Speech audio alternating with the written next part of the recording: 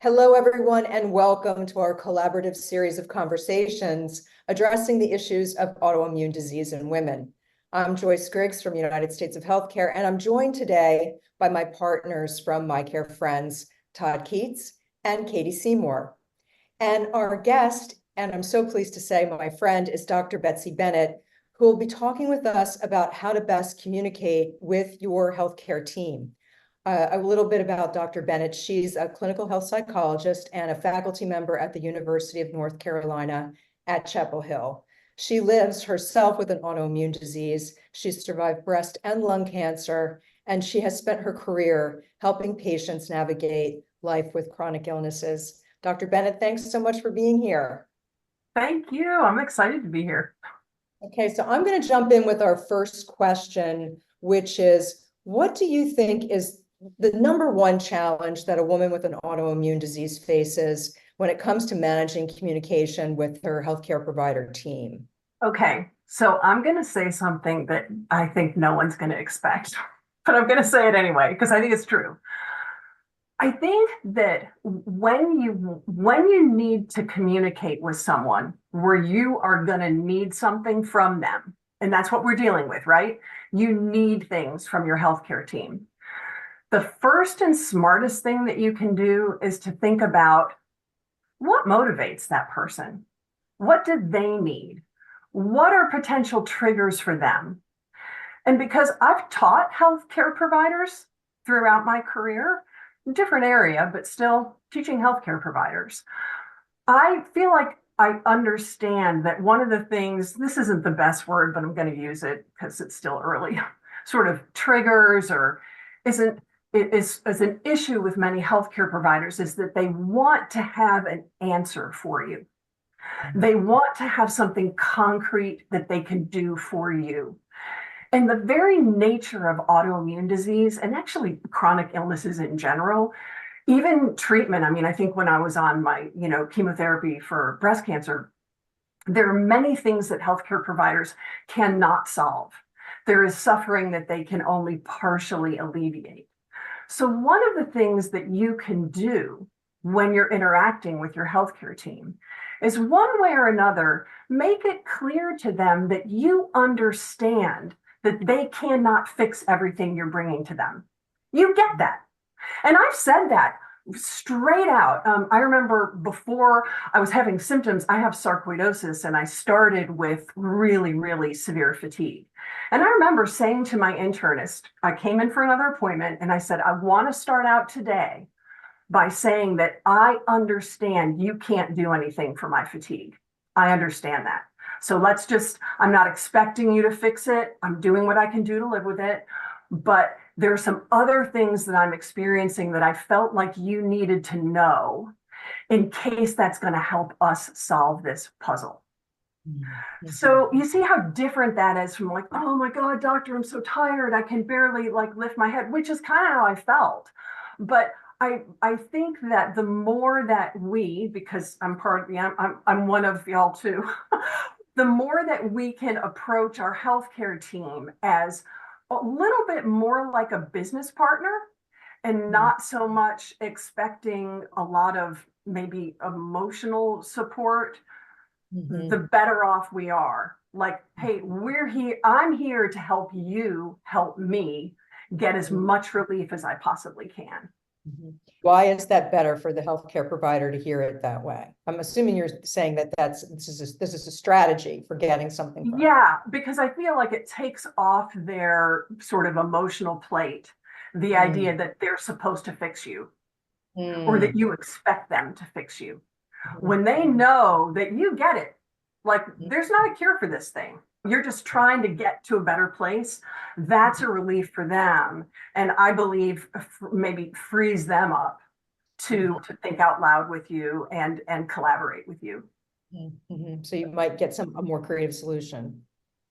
Well, yeah, because at that point, the doctor the provider no longer has to worry about, oh man, how am I now I got to let this person know that there's no fix for this. I can't fix her fatigue. You've already taken that away. Hey, I know that. So what else can we do here? Would you approach it any differently for the recently diagnosed? Would you tweak this? Or would you say, no, even if you're recently diagnosed, this is the way to go? I think it probably depends on how much you know about the illness you've been recently diagnosed with. So I think at that point, I might be, again, super collaborative, but might have maybe more questions. So it might be more, yeah, my fatigue is just killing me here. I'm guessing there's not a lot we can do for that, or maybe there is, doctor, you tell me. But I understand if there are limited tools for this, because that's what I'm gathering when I look into this or whatever. Again, leaving that door open so the doctor doesn't have to waste any cognitive energy on helping you understand that there are limited tools, perhaps.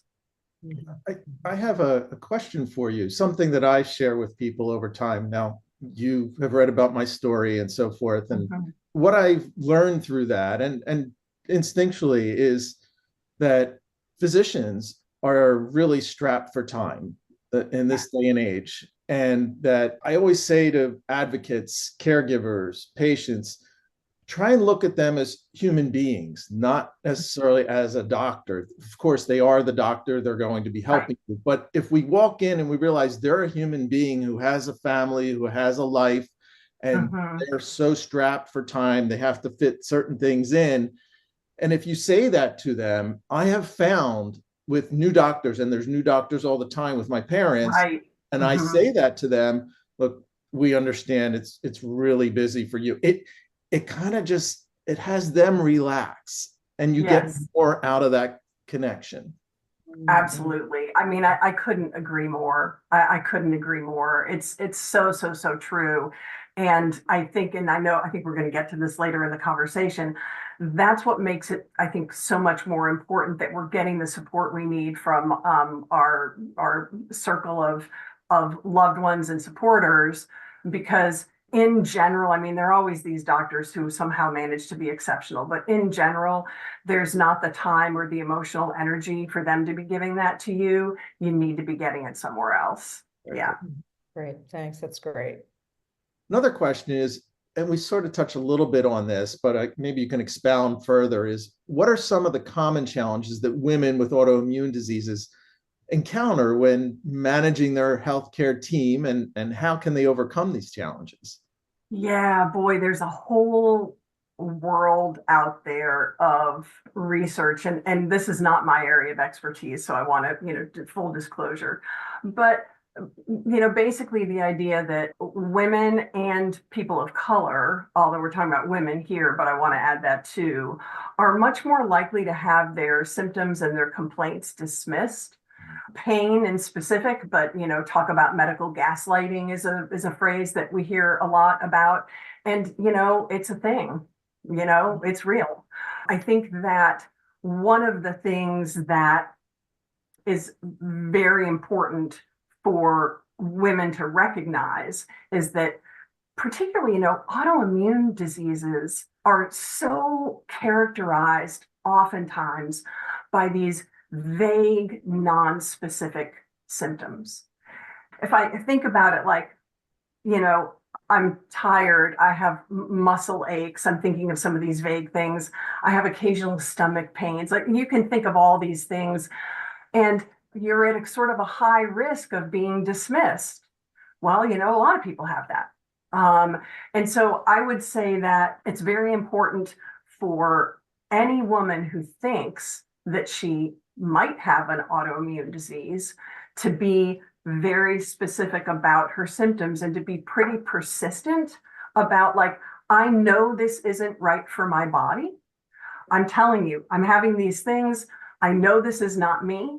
And I would like to problem solve with you to try to get to the bottom of this. And understand that there are women who unfortunately don't have a choice about who they see, and they might have to just keep being persistent with a provider who's not really cooperative. But for women who can come out of an appointment and say, that was no good, man, this person was not listening to me, they're not taking me seriously, I'm out of here. and to find some place where they're going to be listened to. And then, we're talking about people who have a diagnosis. If you have a diagnosis, again, very important to be clear and concise. And back to your point, Todd, about the limited time in an appointment, it can be very helpful to come in with a list and to say, I have no idea if these things are, in my case, I have no idea if this is related to my sarcoid, but here are the things since I saw you 6 months ago that I'm experiencing. Boom, boom, boom, boom, boom. And it's very important. I know that I communicate that because I have sarcoid in my lungs. It could be somewhere else. Sarcoid can be all over your body. So I need to pay attention to these things and I share them. And then it's up to my doctor to ask me more questions about for basically my pulmonologist to make the determination, do we need to explore, whatever, symptom it might be. But the more kind of crisp and clear you can be, and this kind of ties into something Joyce and I have talked about before, this is where it's very important, if you do track your symptoms, to not fool yourself into thinking that you can hand a bunch of graphs over to your doctor and say, see what's happening to my joint pain? That they're just going to be like, no, don't, you have to, and if you can't do this yourself, again, involve people who love you with maybe some other skills who can help you distill the data that you have down. So it might be, say you're at a 3-month follow-up, right? And that you've noticed that you have what you would call severe joint pain more than 4 days a week, something like that. And that's different from what it was. That's really what you need to say. Don't hand over the graphs. You say, in the past 3 months, I've been tracking it, and my severe joint pain is 4 days a week, whereas the last time I saw you, it was 2 days a week. I'm wondering if we need to do something here. Yeah, those are great points. So you bring up the topic of gaslighting, and gaslighting is something that, as a part of this series, we're going to be focusing on. So we're really looking forward to that program. And I've been really, I've been touched, moved, not just by my mom's experience with an autoimmune disease, scleroderma, and how that just ravages a body. But I've spoken with so many women since then, and she was diagnosed 6 years ago. And I'm astounded by what happens. And when I talk about, all I have to do is say the term gaslighting, they have a visceral reaction to it. And I have heard the phrases that we all have heard, and others over and over, about, oh, it's all in your head. And, well, it's just your time of the month, or, whatever it might be. And one in particular, this woman that I spoke with over in the UK, who will be a part of our program as well, she's a young woman, and she kept saying, look, I know I have perimenopause. I know it. it. And they kept dismissing her. Ultimately, she was right. Yeah. So it does. It's really unfortunate. And you make a great point about journaling. That's going to be another part of our program as well. I don't want to go too much down the road, because we all have these great anecdotes. But what's interesting about gaslighting is it can even happen when you have a clinical symptom. I remember, I was probably in my 40s, and I had a large lump in my armpit. I mean, it was palpable. You could see it. And I went to see a surgeon, and he said, it's nothing. Women can gaslight too, don't get me wrong. But in this instance, it was a woman surgeon who I went to for my second opinion. Oh, and he had said that it was mastalgia, which is sort of medical isms or medical ease for pain in the breast. Well, I was like, well, number one, it's not painful. And number two, I guess it could be breast tissue. It's under my arm, but that's not clear to me. And she said, well, if he had a mass in his testicles, would he say that he had testalgia? Probably not. He'd probably want it removed. And I just remember that like, oh my God, touche.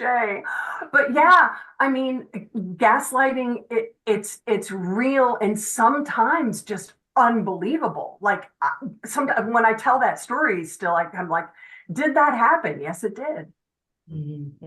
I just wanted to sort of summarize a couple of things that you said. If you're having trouble communicating with your healthcare provider, maybe bring someone with you if you can't change or if it's impossible to change, who can help with the communication, because it's so important that you get through and that we not, just give up because we just don't know what else, we don't know what else to do. And or ask for a consultation outside of the exam room where everybody's fully clothed and, kind of sitting from a place of power. These are a couple things that, you can do when you come up against these challenges that are real.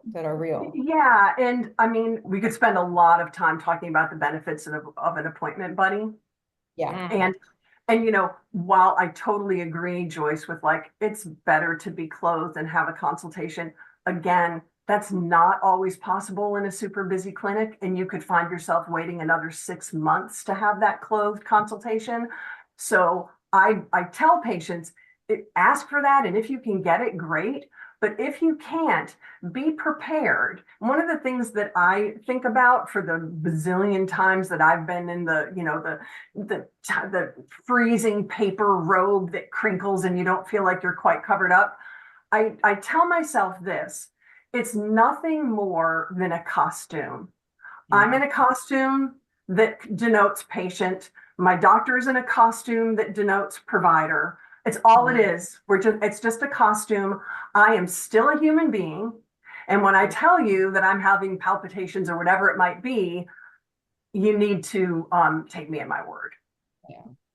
I love that. I love what you're sharing about communication and how important that is. And I think oftentimes, and the partner, your appointment buddy, oftentimes, using language like, this is not so-and-so's baseline, or this is not my baseline, has really supported me personally in the past. And I think that word maybe triggers something in the provider going, oh, okay, so anyway, it's just a tip that I have experienced. But I love, the talk about communication. I'm really curious more what it might look like with the decision-making process and the provider, and how important is it for us as women to, really, I would imagine important to participate in the decision-making process with the team. And I'd love to know some of the steps that we as women can take to assess preferences and priorities. Yeah, so I'm going to tie this back into where you started with your question in terms of the appointment buddy. This is a place where an appointment buddy can be very, very helpful, because starting with kind of just taking a little turn back to the symptom reporting, another thing that an appointment buddy can do is check your own impulse. And I speak with love, because I do this myself, to minimize what you're going through. I think maybe my fatigue's been a little better, and to have your buddy say, that's not been mine, that's not what I notice, so that you have that participation there. And then when it comes time for like, okay, what are perhaps some treatment options, or if there's more testing that can or should be done, as the patient, your head can be spinning. Like, well, what did they just, you can feel confused or following one track in your mind, but not really hearing the rest of what your provider is saying. And the buddy can be the one to say, okay, so it sounds like we have a couple of options. We could get an MRI now, or we could wait another 3 months. Or we could go, right to this other specialist or something like that. Am I getting that right, doctor? And then be able to speak out loud a little bit about, okay, well, for instance, if we take the wait 3 months option, could this thing that we think we might find through the MRI get worse? Should I be hopping on that, in your opinion, doctor? And kind of getting the pros and cons of your different options, and then being able to say, I feel most comfortable with X because of whatever it might be. Or maybe, hey, can we talk about this at home? and we'll, call back and tell your nurse what we've decided. Something like that. Yeah, it's hard to do on your own, man. I mean, a buddy is a lifesaver. There's just too much going on. It's a lot cognitively, and to have someone there who's kind of got your back and helping you make it all very clear is very, very helpful. Yeah. And sitting there with a pen and a piece of paper, writing things down as it's, as it's happening, because you can't do that, especially when you're in the paper gown. Yeah. Yeah, exactly. Freezing. Right. Exactly.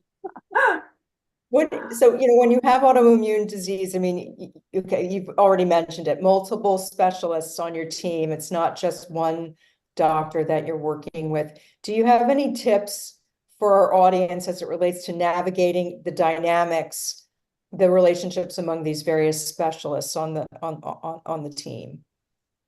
So again, I'm going to say something that sounds, I don't know, maybe controversial, but I'm going to say it anyway. You may not have a team. Yeah. You have these disparate specialists, and they literally probably never speak to one another. The only time I felt like I truly had a team was in my cancer treatment, probably. But for my autoimmune disease, not so much. Okay. I mean, actually, I'm just going to interrupt for 1 second, because you know what? You're right. It's not a team. It's that you've got this group of specialists, and it's like, how do you coordinate, and then there's the issue of coordination of care. So let's just talk about that. The dynamics of coordination of care with this realistic picture that they don't work as a team. Yeah. Right. I think one of your best friends is a printer. And I know that makes me sound very much my age, which I will not reveal here. Although I should be proud of my age, actually. But anyway, we're not going there. You need a printer. And if you don't have a printer, you need to get to be friends with your local Staples or whatever, because the best thing that you can do is print out any results from testing that you've had for various specialists and bring it in. These different EMRs, they do not talk to each other necessarily. And it is a huge mistake to think that they do. And sometimes even when they do talk to each other, it's hard for a provider from one system to get into the results from another system. So unless you are getting all of your care in a single medical center, in that case, they probably can, quickly call up, whatever's been done. But if you're anything other than that, you need to print the stuff out and you need to bring it with you. The other thing that I've done is I make up a Word document, always just a page, and as abbreviated as I can make it, with a timeline of my health history. I start with my breast cancer, since that was my first serious diagnosis. And, boom, boom, boom, boom. And I had it every time. They look at it, it's brief, I have it in bold, and they say, thank you, this is great. And that's the kind of thing that you want to refresh their memory, give them new test results, and then they have it, they can understand it at a glance, and then help you get through the rest of the appointment. I want to jump in here. I think that's an excellent point, and it's something that I do especially with my mom, because the autoimmune disease, of course, affects so many different aspects between CKD and ILD and so forth. So it's having that summary document ready to go, and then you can add to it. Another really important reason to have that is because with an autoimmune disease, and especially as it progresses and how it presents, you may end up in an emergency room that they're going to have no idea about your history. And if you can present them this right there, they have it. And that's so important. They're not going to be able to get everything typically because it's an emergency situation, but that has helped tremendously.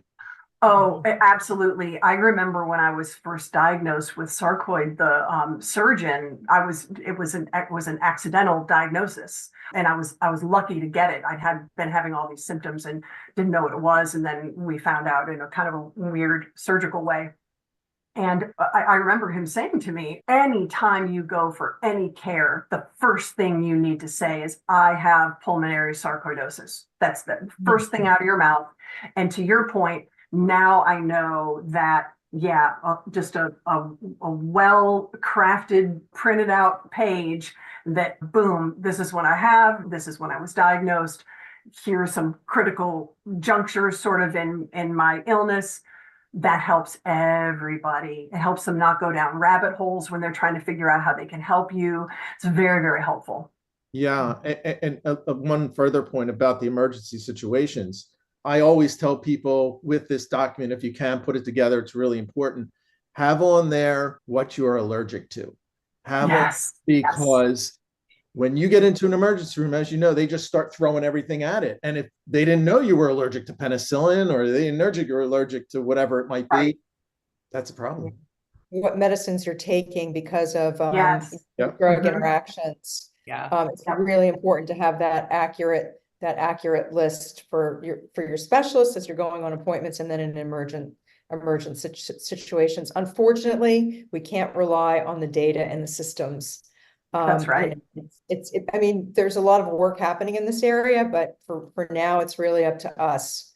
I think It is. individuals to make sure that they get that information. Absolutely. Yeah, and because, they can't take something out of you once they put it in you with an IV or a pill or anything else, I actually would say that this is for you or your buddy. I mean, if you are in an emergency situation, you probably can't think of this, but your buddy should know that they should always say before they administer you anything, are you sure that this is okay to have this medicine, given that my mom, my wife, my friend, whatever, is on boom, boom, boom, boom. That extra step. Yeah. And it's interesting because I've had many nurses tell me that they always do that because they know how easy it is to make a mistake. So when they are the patient, they always, hey, before that IV goes in, just want to check.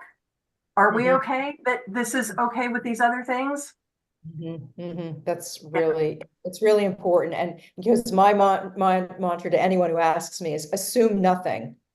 Yes. Assume nothing. I don't care if you're in the best facility on the planet Earth. Assume nothing.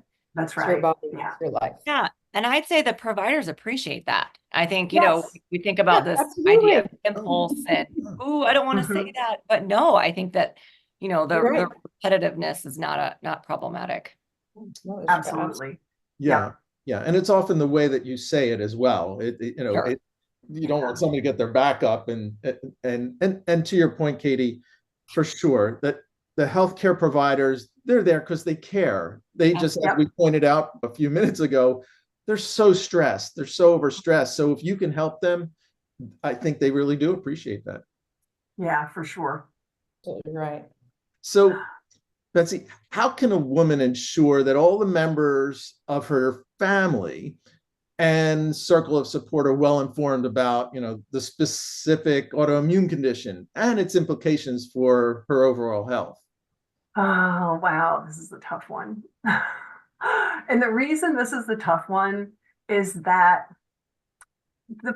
for most of us, the people who love us come in all different types, right?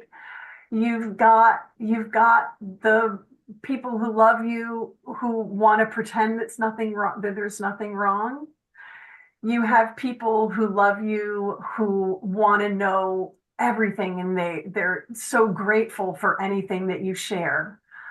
And in many more varieties than that. Those are kind of the first two kind of extremes, I guess, that come to mind.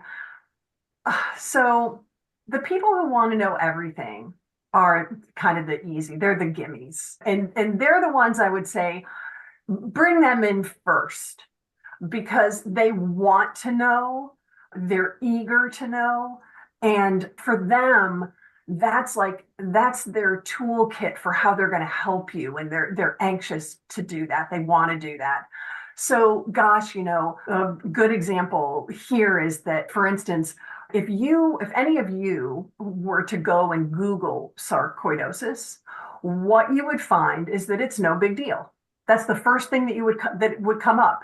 That like, oh, cadaver studies show that X% of people have it and they don't even know they have it. They're dead and we look at their bodies and we found out it didn't cause anything. And some people have it and disappears in a couple of years. Like no big deal. You really have to dig in to learn about that. I think it's something like 15% of people with sarcoid really, really get sick with it. And yes, you can die of sarcoidosis, but that's not what you find on the internet. So, and there can be similar experiences even with people with better known autoimmune diseases like RA, for instance, or multiple sclerosis or scleroderma, like you said. There's always going to be the person who's like, well, my neighbor Jenny's had that for years. She's fine. And that's what people are kind of eager to believe, that like whatever it is that you have is no big deal. So back to the gimmies, the easy ones, what I did early on is I found a website that actually talked about the 15% of people who really do get sick with sarcoid. So I'm in that group. And then that, helped my friends and my family who wanted to know, like, oh my gosh, what's going on? What is this thing? Easy peasy. Now, what do you do then? So for people who don't want to know, like there are usually two reasons for that. There's either the reason of, I can't bear to think about my loved one suffering, or there's I don't want to think of the world as a place where suffering can happen, because then it might happen to me. And it might happen to someone else I love. So I'm going to defend against it. La-di-da-di-da, it's not happening.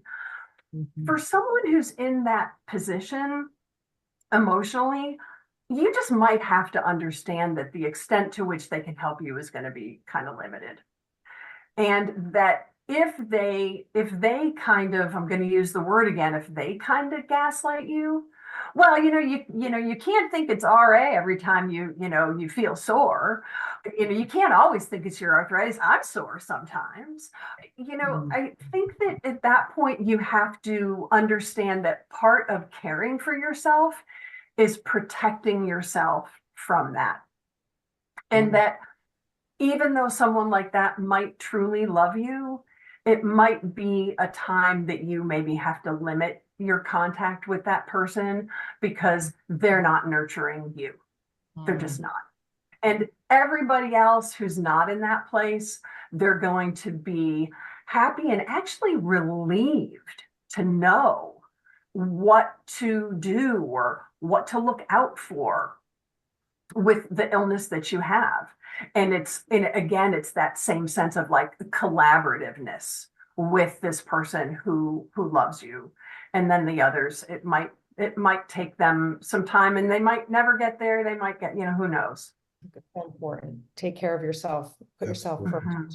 Number one, all of that, which sometimes is hard for people if you're not that personality type to put first. But this is a time when you really have to work on that. I think they have to hone that skill set to be able to put yourself first and have people around you who can nurture you and support you in very intentionally putting yourself first. Mm-hmm. Yeah. Yeah, I love that idea of personal boundaries. And, I'm even thinking about, does it make sense or would it make sense to just be, as the patient, like clear about, with your loved one, like, what is it that you need? How do you want to participate? I might put some boundaries up to protect myself. I think, depending on the relationship, that could look healthy. Yeah. Wow. And one of the things I think that has been very, very hard for me to wrap my head around, so I'm still, I would say, in the process of doing this. Many patients will feel, maybe from the get-go or maybe as time goes on, because autoimmune diseases are just relentless.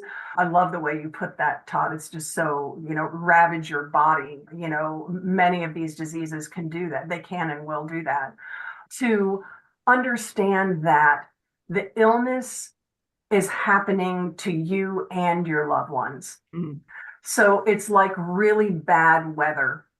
You aren't making it happen. the tornado is not your fault, but it is happening to you and the people that you love. And in some ways, that's a painful recognition. And then in other ways, when you can get to the point that you understand, like, I didn't ask for this, I didn't make it happen, it is not anyone's fault.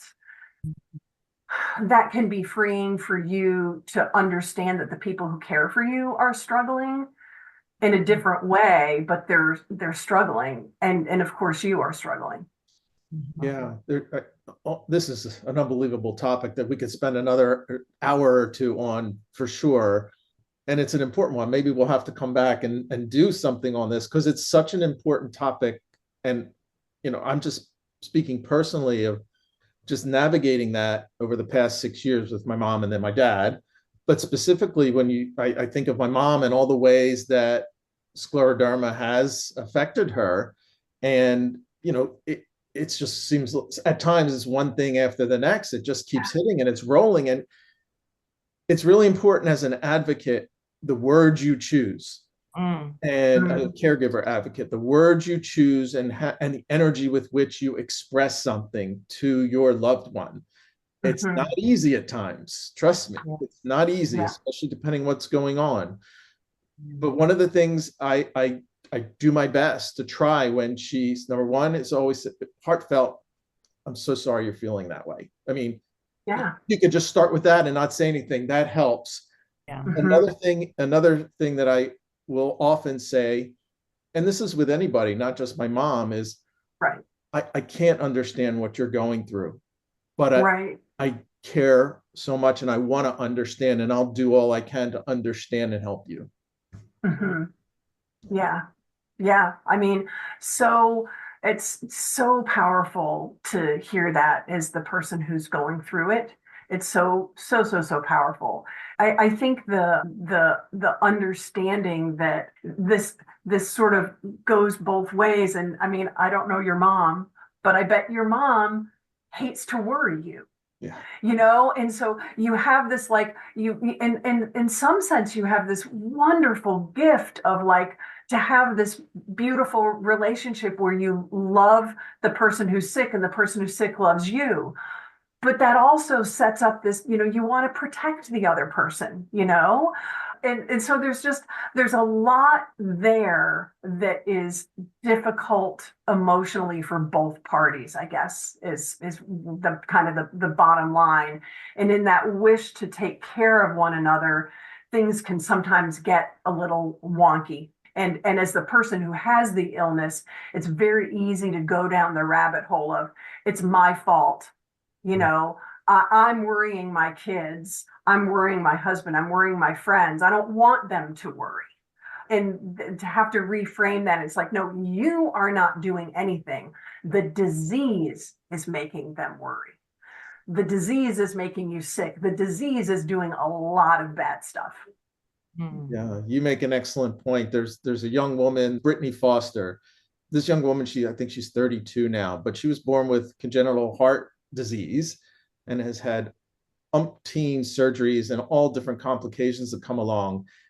And when we first met her and we started talking about caregiving and advocacy, and she's a big advocate for the advocate, she just said, I sit there so often when I'm in the hospital, and she has been there quite often. She said, I look at my mom who just won't leave and I feel terrible and I want to help her. Yeah. I'll tell you, if anything can get me crying, I'm like trying not to. That topic of the feeling of being responsible it's rough. It's painful. Yeah.